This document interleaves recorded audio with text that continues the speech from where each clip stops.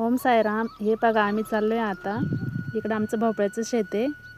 चाललो आहे आता आम्हाला भोपळ्याचा पिवळा पाला झाला आहे तो काढायचा आहे. चला तर मग आमच्या शेतात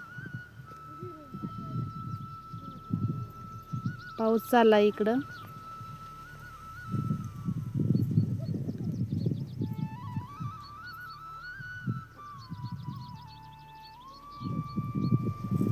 हे बघा आलो आहे आम्ही. भोपळ्याचं शेत आहे आमचं. आता एक बहर संपून गेला आहे आणि भोपळ्याचा असा पाला खोडायचा असतो. बहर संपला म्हणजे असा पाला खोडायचा असतो.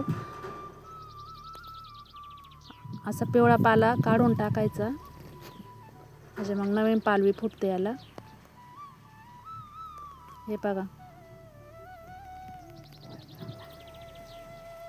भोपळे पण लागतात त्याला नंतर.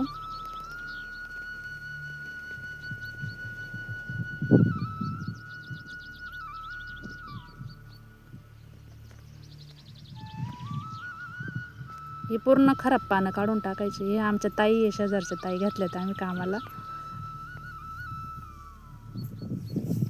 लाईक करा, सबस्क्राईब करा.